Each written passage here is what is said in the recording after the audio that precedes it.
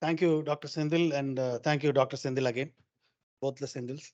Uh, Firstly, I'd like to thank the university, the VC, and the Dean PGS, and head of the Department of Prophysiology invited me for this lecture. Great opportunity to come back to alma mater and deliver a lecture because all I have learnt is from this very department, and it becomes a duty for me to give it back to the department. It is really a great pleasure for me. Uh, I again thank you for having given me the introduction. Uh, my topic, I've just broadened my topic by it was a photosystem 2 topic, but I have just broadened it a little bit to include more aspects and to make it more interesting for a more other departmental, more interdisciplinary in nature. So I have made it as a phenomics, high resolution phenomics techniques for improving stress tolerance in crops. Here, actually, the structure of the talk will be basically on a general overview of what phenomics is. In fact, in our institute, that is Central Research Institute for Dryland Agriculture, we have a phenomics facility, which is a state of the art, and it is about it is the only one or only some of the few that is in South Asia, and we also have a FATE and FACE facility, in all of which we do a lot of phenomics. Then I'll briefly deal about the imaging systems, the spectrum in which we image and the physiology behind it. And I'll also tell you about high throughput phenomics, which is most talked about nowadays in research, and its differences between high resolution phenomics, which is the key area of the talk I'm going to give. And the main topic or main concentration of the lecture will be on photosystem 2 dynamics, then electron transport, oxygen evolution in photosystem 2, then applications of high resolution studies in PS2 in stress tolerance. This will be the brief structure of the talk. So firstly, I want to tell you about how the things are different from what it was before. Like when we are probing the plant, that is our job is to probe the plant. As a physiologist, we study mechanism, and actually our main aim is to see how it happens. Like what happens is we know by seeing, and we try to explain how it happens, which is the mechanism. And for that, the conventional approach during my own college days in the 90s was a slow dynamic approach that was slow, dynamic in its sense, but it was very slow. It was a dry weight destructive sampling approach, so-called grind and find approach it was. And that had several days. Like I'm telling you, that had several days as user-defined intervals. For example, if we have a crop duration of 100 days or 120 days, we could barely take 3 or 4 observation dates. 20, 40, and 60 days was maximum we could take because of the destructive sampling involved. And our plot size will be just enough to permit us to take 12 to 13 plants where we will lose the plants for our harvest. So that used to be the system before. But now with the advent of state of the art, with the advent of imaging and robotics and phenobots, the modern technology is non-destructive. It's mostly by imaging. We don't take dry weights here. It's dry weight. One dry weight of the plant can give you all the growth analysis we want. But in case of the modern approach, that is the phenomics approach, it is totally non-destructive and image intensive. It is everything is about imaging. We don't do anything but image. We take images of the plants in different wavelengths, which I'll go in detail into, and different spectral bands. And the most important thing is it is very highly user defined, so much so that we can even take observations every minute. Like imagine the amount of data we can gather in a crop of duration of 120 days if we take data every minute, because the amount of storage space is much less. In about 3 TBs, we can store the whole video of for 720p video. I guess you know what is 720p, 180p, 720p video. We can store the whole video of a crop growth period in 2 or 3 terabytes, 2 TBs. So the user definition is very, very intense here. So we can actually have 2 crops growing, like one stressed and one control crop, and image it totally intensively and replay in a time lapse video in about 10 minutes and pick the crop which we need. Like if we have 10 plants, 10 genotypes, we can image the whole genotype from seedling to harvest, and we can run it in 10 minutes after your harvest is over. After about 120 days crop, we just take the file and run it in front of us, and we just pick our genotype which performs better. We can visually see there is nothing much in this, no, not much of an analysis in this. So this is the state of the art now. And actually, Phenomics, I'm making a comparison here with what is often said in the movie industry, that is lights, camera, and action. The lights basically here means electromagnetic spectrum, where that is the light we use for imaging. And the camera, of course, we know we have several different cameras, high definition, high resolution cameras, and IR and near infrared, thermal infrared, far infrared cameras. And the action, of course, is our data analysis.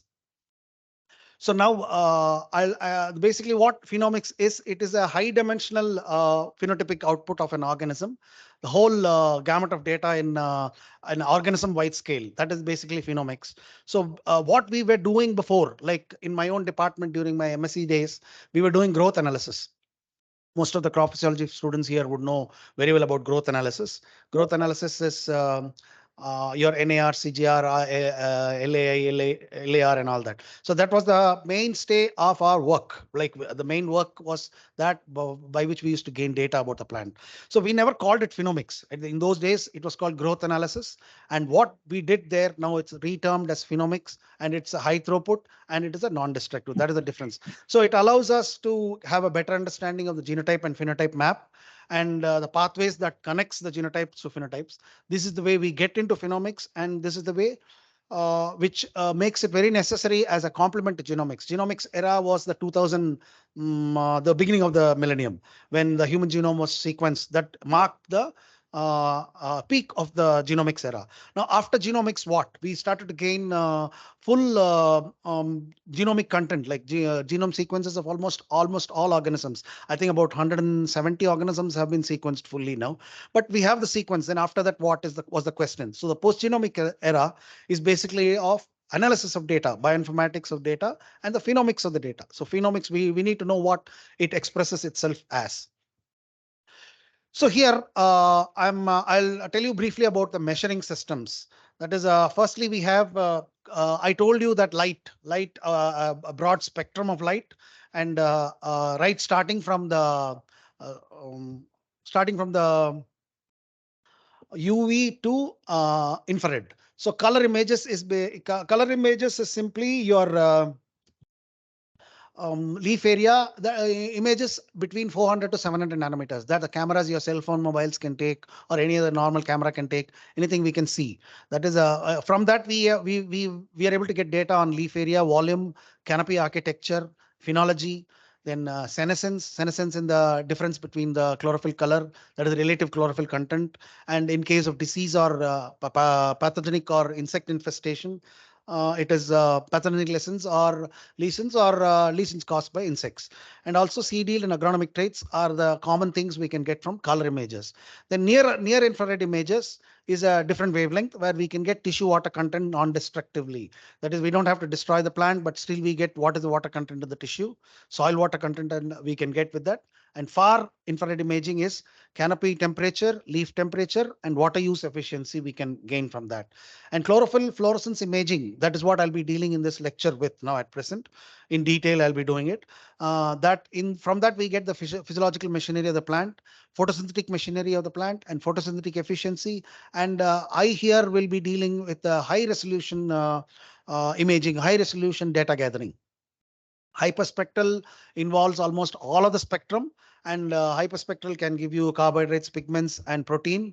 And Fourier transformation is one of that, where metabolomics. I guess you must have heard about metabolomics, where we can quantify all the metabolites, a whole plethora of metabolites in the plant at one go and at non-destructively. Then carbon isotope measurements, where transpiration efficiency and photosynthetic efficiency, and far thermal infrared. Far thermal infrared for cell. That is where the Fourier transformation infrared it is called, where we can get metabolomics.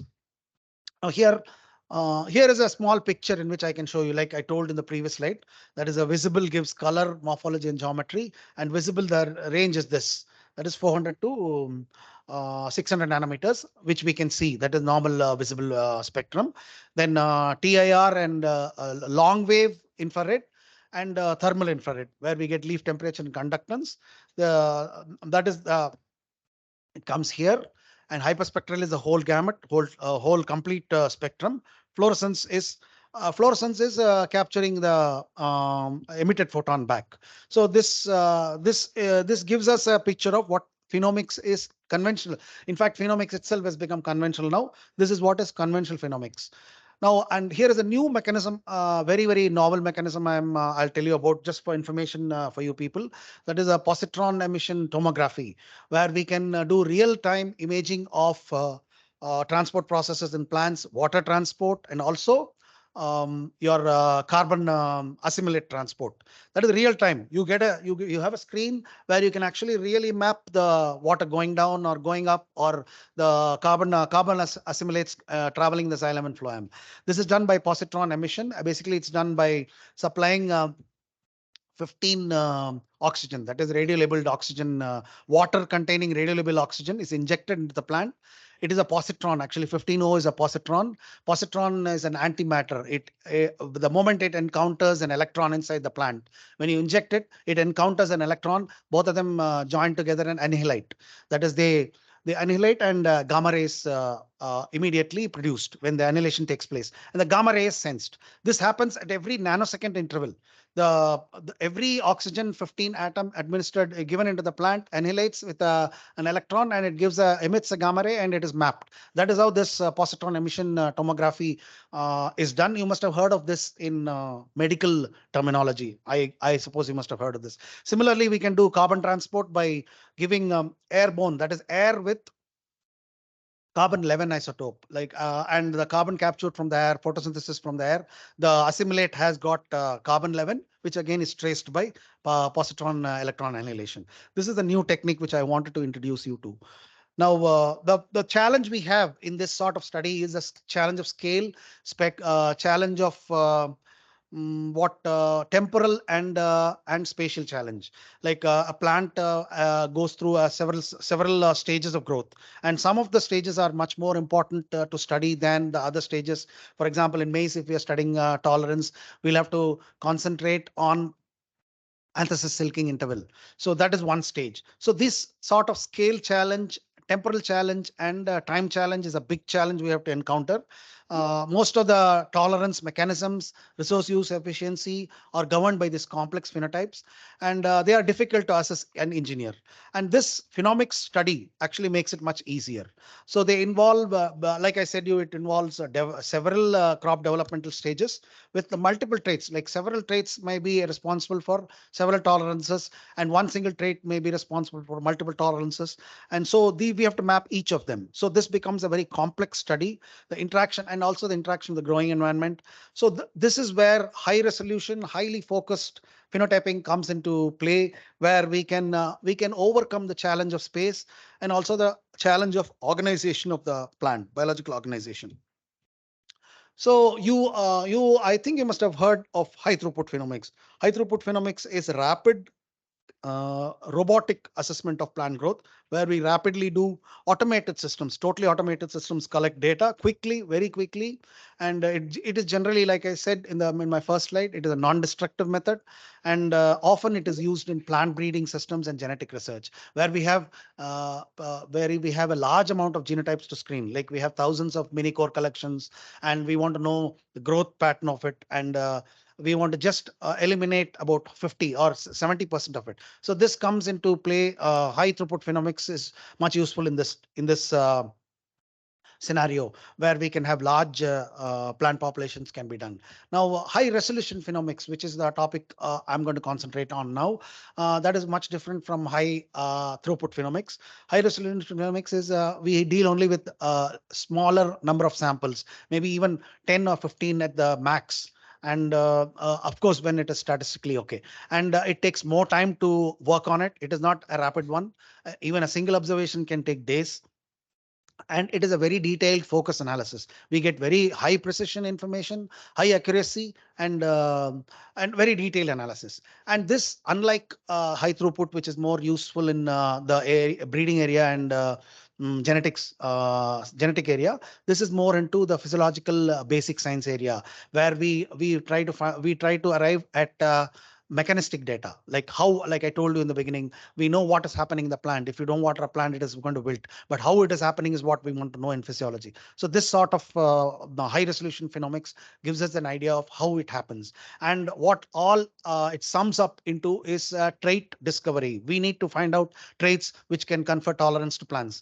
Like for example, if your study is to evolve a climate ready cultivar, or a climate ready or a plant which can tolerate stress, drought stress, then we need to identify certain specific traits.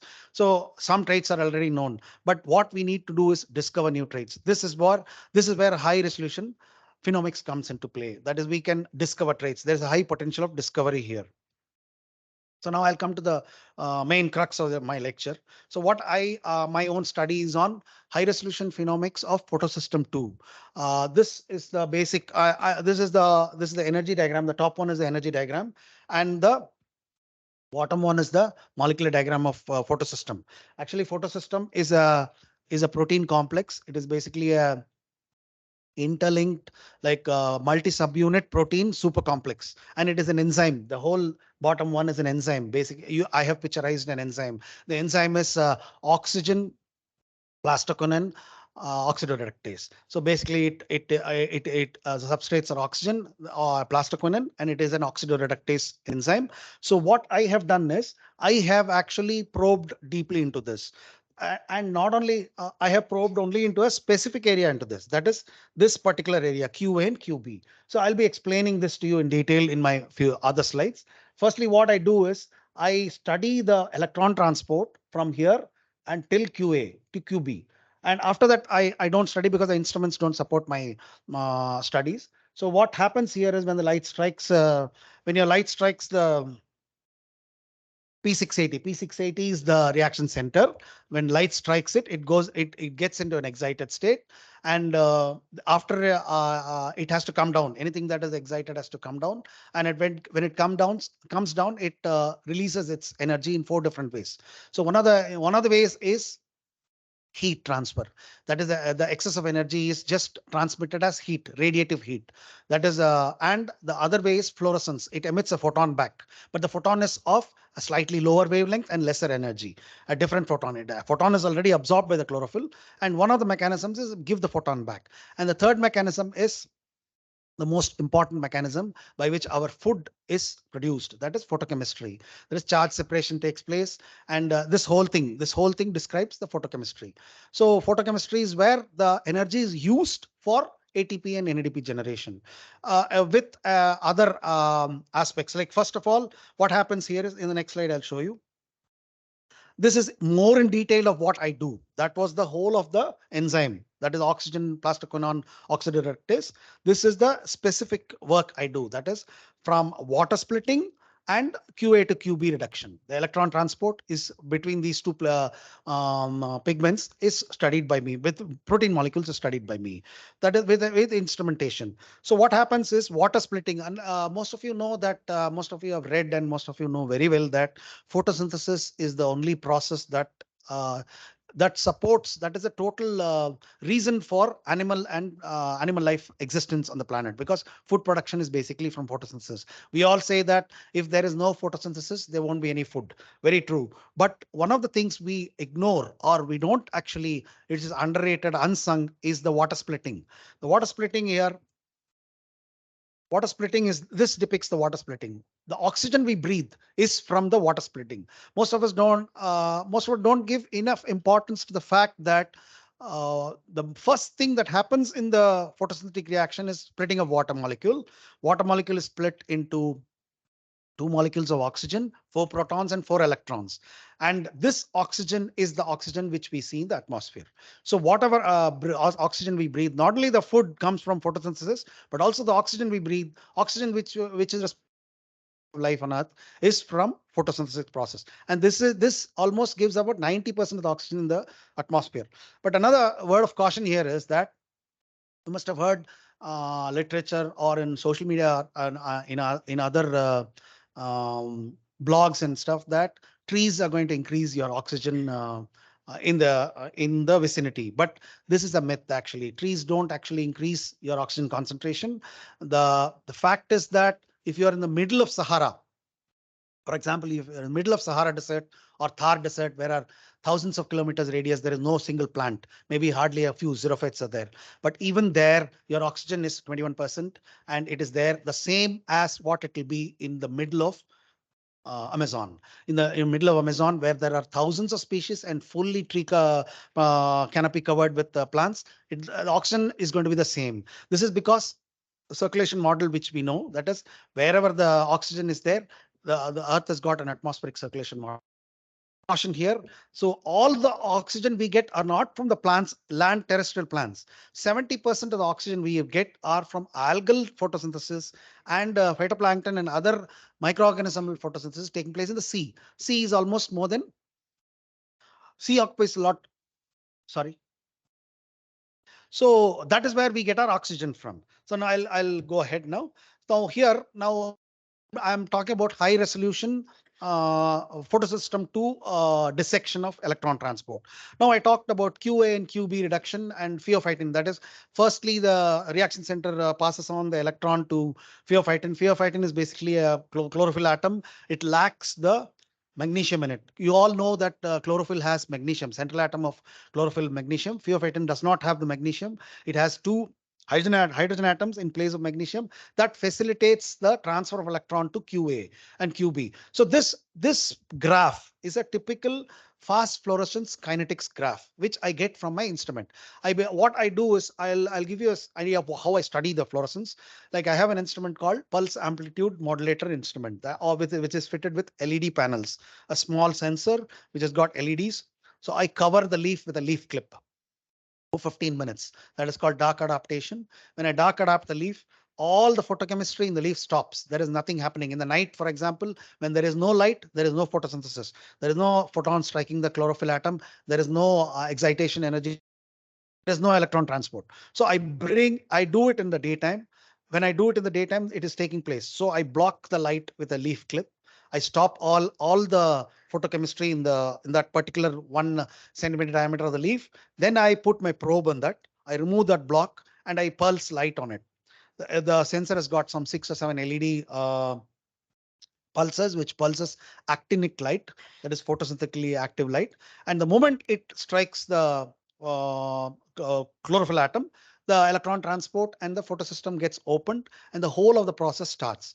And like I told you, the three important processes by which the chlorophyll atom comes back to the from excited state to ground state. One process is fluorescence. Fluorescence is re-emission of a photon. This instrument, the moment it pulses light and it measures the re-emitted photon in terms of fluorescence.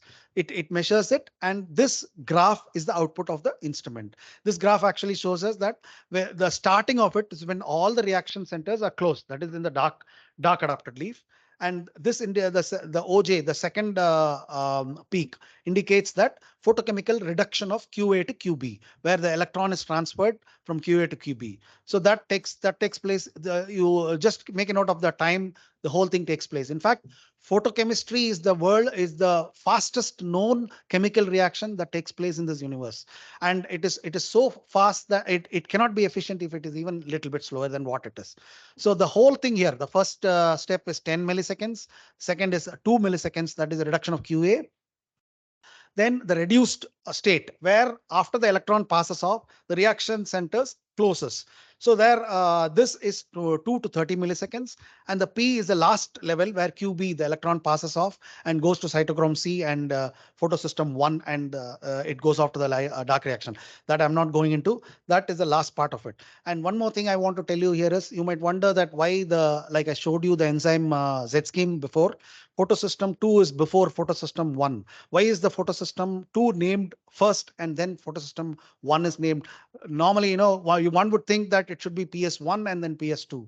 That is because photosystem 2 was not discovered before. People before the 1960s and 1950s, photosystem 2, 1 only was thought to exist. That was the only photosystem. It was not named as 1, but afterwards they found that a reaction, another reaction by enhancement effect, that is, they found that there is another photosystem in itself. There is a whole reaction center which excites at 680, and they could not name it, so they named it as photosystem 2. But it was found that that is energy level is much before, so the Z scheme comes before that. That is the reason photosystem 2 is always shown in the Z scheme before photosystem 1.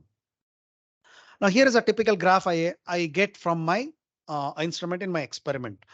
This is the OGIP graph, the graph I showed you before. And here is where we get when we you can see here it is one of my studies on wheat at different stress level treatments of drought treatments, drought and heat and combined drought and heat. You can see that control is on top, which you can clearly the three varieties you can clearly demarcate that, and below that is drought, heat, and drought plus heat. So the degree of stress here, the degree of stress can be seen as drought and heat is the most stressful one. Heat is a little less stressful, and drought is a less stressful than that. Control, of course, is optimum.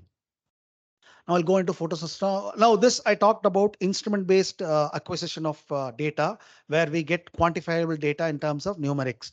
But now there is the advancement in this field is the problem with this is that heterogeneity that exists in this sort of study, because I take 10 millimeter diameter of leaf area and work on it.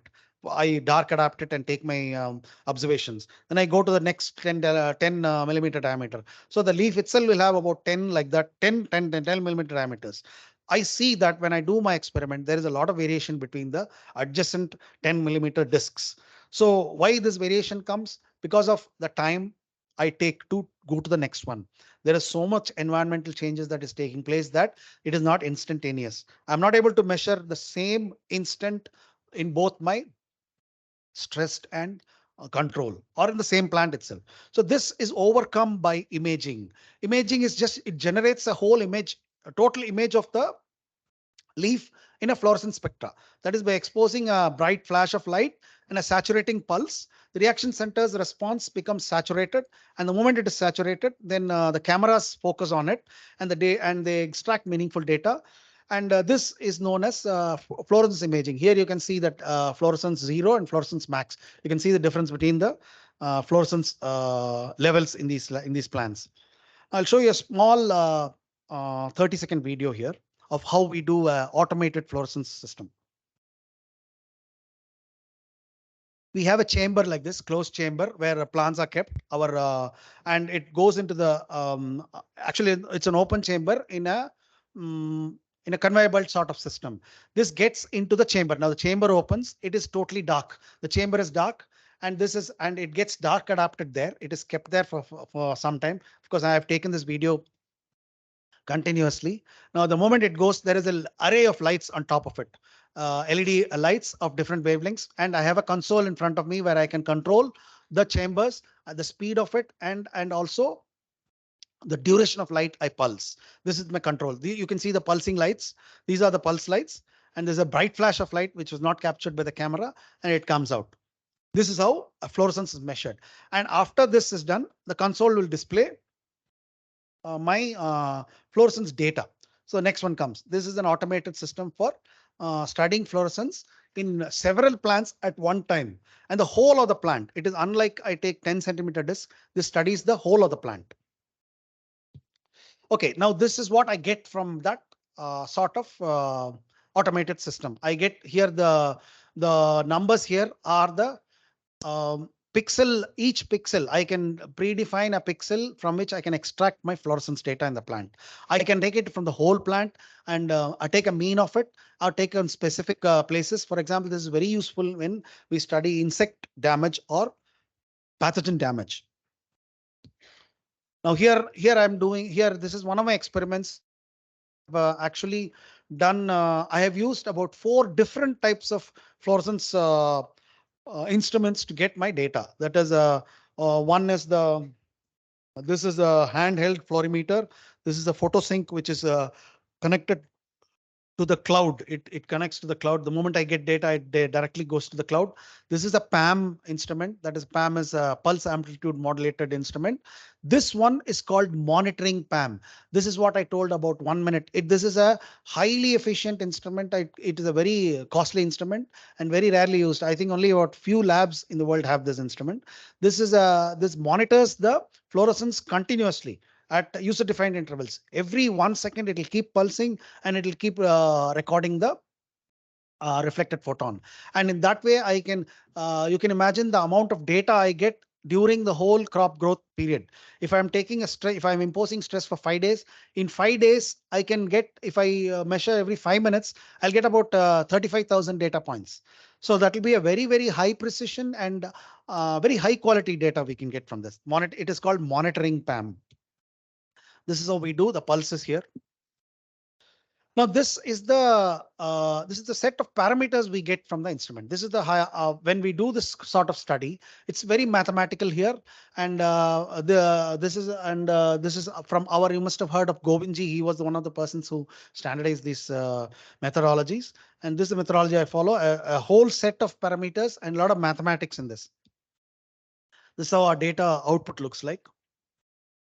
Now when I impose treatments, I told you about imaging. So now to ascertain the imposition of my treatments, for example, I have imposed heat and drought treatments. So I have to find out if my heat and drought is worked very well. I can always do by measuring soil moisture content, gravimetric or any neutron probe or TDR method, and also photo content, RWC and all that. But that is a time consuming one. Here I just take a photograph from my infrared camera, and I can map the temperature of every pixel in this photograph. Here I mapped a few spots here, 4 spots. You can see here that this one is a non-stress control, and this is a drought. This is heat, and this is drought and heat. You can see the difference in temperature. This is a scale. This is the scale of temperature. For example, the red in the heat temperature, soil temperature is somewhere around here. And in the control plant, you can see that temperature has not gone beyond this. That is beyond it, 25, it has not gone. So there is a very clear indicator and a very simple method to quantify your treatmental imposition. Now, this is another graph which I have got from my elevated carbon dioxide study. We do a lot of elevated carbon dioxide study in my institute, where we impose carbon dioxide and temperature gradients. We have tunnels or chambers where there are gradients of temperature. We have a long tunnel, which I'll show you a photograph later, where we have 3 different gradations of temperature within the tunnel. And similarly, we have 3 such chambers where 3 different concentrations of carbon dioxide is kept. For example, 550 envisaged climate change carbon dioxide concentration and temperature elevation. So this is a typical OGIP graph I get from my studies with when I combine carbon dioxide and temperature. Carbon dioxide is actually not a stress. Carbon dioxide carbon dioxide is sometimes very useful for the plant when it is going to, for especially C3 plants, where higher concentration is going to increase its photosynthesis. But mainly it is increased because the light reaction is facilitated. Rubisco's oxygenase is negated by this, because there is more carbon dioxide. Oxygenase activity of Rubisco is reduced, and thus we get better carbon production. But in this case, in my study, I've seen some interesting results in pearl millet here, that elevated carbon dioxide at first gradient of temperature are better than elevated temperature alone. That is, the study actually comes out with preliminary finding. I have to do more in the work in this, that the stress of temperature is mitigated by excessive carbon dioxide, a few ppm higher carbon dioxide. So basically, in climate change, what we see is temperature increases and carbon dioxide also increases. That is what is the first or the most common known effect of climate change. So here we see that some of the C4 plants, the elevated temperature, the stress cost or the damage caused by the at certain degree, like 0.35 to 0.5 degree increase in temperature, is mitigated by higher ppm of carbon dioxide, like 550 ppm of carbon dioxide. Now here I'll show you a 30-minute real-time graph. Again, this is high resolution real-time graph I made with Python coding. Actually, this is a graph where I have taken my chlorophyll fluorescence data between like 45 to 50 days at very, very close user defined intervals. Like I told you about user defined intervals, morning, afternoon and evening. And I have taken in the four: control, heat stress, and heat stress plus water stress plans. So this is imposition of stress, then taking your and continuously taking your FV by FM, that is quantum efficiency reading, and rewatering and recovery. Here you can see this. This is a 30-second video which shows the this play the this one is the time. Like here it shows the day, DAS and time of the reading, and this is how the readings differ. And see, you can see that there is a clear difference in stress, and after rewatering it comes back to normal, but the degree which it comes is lesser in heat and than in heat and drought. This is a novel method of depiction of real-time data.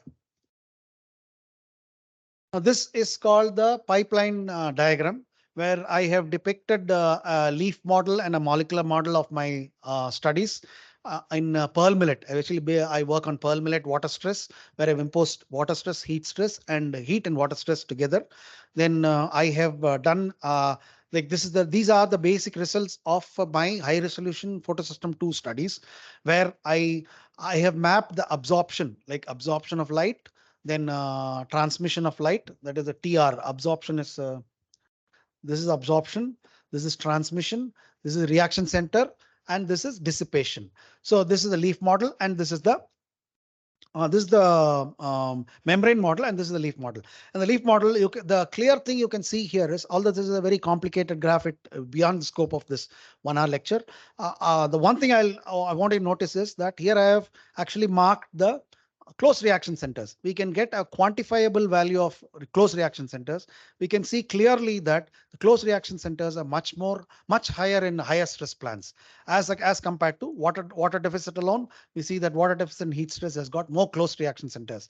And one of the main reasons for that is, like I told you about oxygen evolving complex. Oxygen evolving complex is impaired by heat.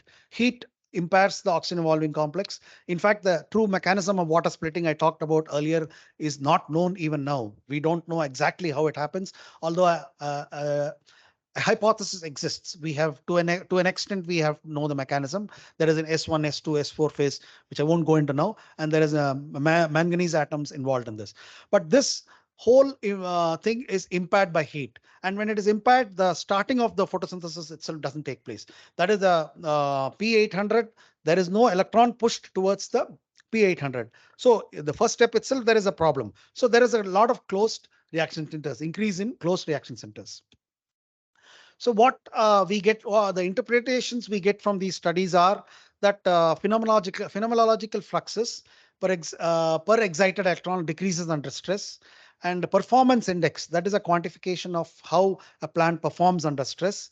It is based on absorption basis, that is absorption of light basis, and antenna, reaction center, and electron transport parameters contributes to this. And water and heat stress effects are more seen due to phenomenological energy fluxes. So again, like I said, these are the fluxes that are affected. That is absorption for cross section, electron transport, trapping of electrons. So that the electrons are trapped by the molecules and not let freely away, and dissipation and reaction center density. So these are the parameters which I can obtain from my instrument, and these are the parameters that are differentially affected by stress. Now here is the conclusion of one of our recent studies. In this, actually, we have found that what happens when there is to the photosystem 2 as a whole, when there is water deficit and heat stress. This is a normal system where normal electron transport takes place, and normal OEC, like water splitting is taking place by oxygen evolving complex. Electrons are transferred, and optimum conditions. Now under stress conditions, firstly there is a damage to OEC. So electrons are not pushed inside 680. Then electrons which are already there starts to jam itself. That is, the electron doesn't move beyond QA. The oxidoreductase efficiency of it stops. That is, one molecule is not reduced and there is a jam of electron. So there, what happens is there is a traffic jam of electron transport.